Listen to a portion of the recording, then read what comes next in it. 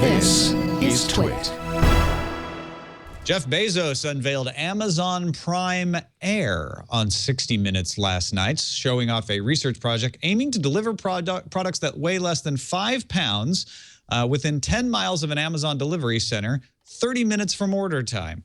The system would use octocopters operated by GPS and an algorithm to drop the packages on recipients' doorsteps, not heads. Bezos admitted the project is 4 or 5 years away, pending regulatory approval from the FAA, among other logistical problems you can imagine. Akamai just bought Prolexic, a company that specializes in preventing DDoS attacks, as well as protecting data centers. Akamai will pay $370 million in cash for Prolexic, and the deal is expected to close in the first half of next year. The acquisition will help Akamai enter the enterprise like James T. Kirk.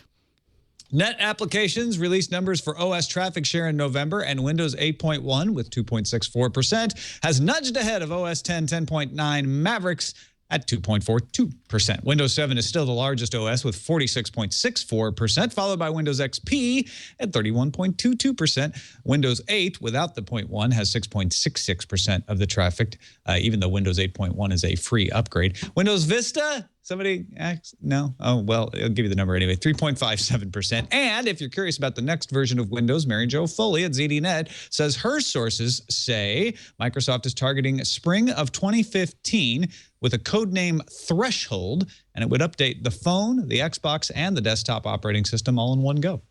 YouTube is now available for the Nintendo 3DS and the 3DS eShop in North America and Europe. Since the 3DS uses two screens, the top screen is actually the video player, and the bottom screen is where you'll find the scrubber bar and suggested videos. Oddly, the 3DS YouTube app doesn't support 3D video.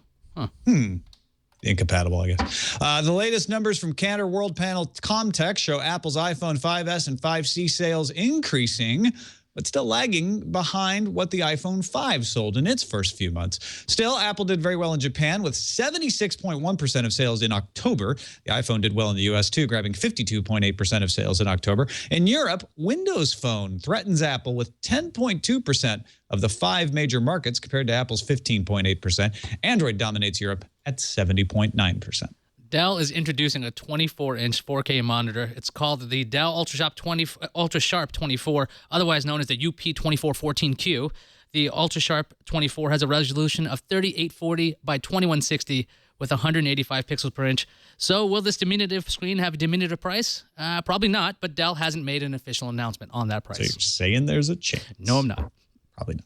BlackBerry has an open standards policy, open letters.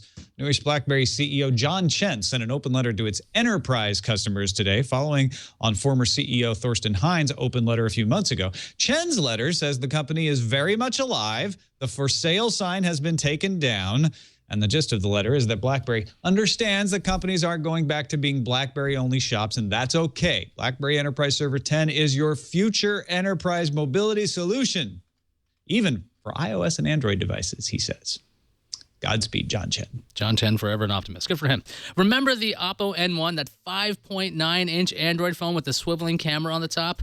Well, Oppo just dropped some details via Google Plus post. It's going to cost $599 in the US or €449 and launch on December 10th. The phone will ship with Oppo's skinned Android known as ColorOS, but you'll have a choice of choosing CyanogenMod if you want.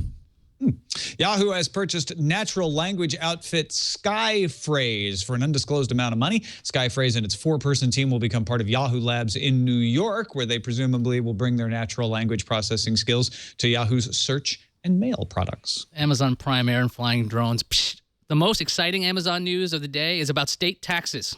That's right, I said it. Of course it is. The U.S. Supreme Court refused to review a lower court decision that upheld a law that allowed New York State to have an online retailer collect taxes from the purchaser as long as the company advertises in that state. Now, Amazon and Overstock both requested the review, which was denied. Next up, the tax situation will be discussed with the Marketplace Fairness Act, which is stuck in the House of Representatives. You all can wake up now.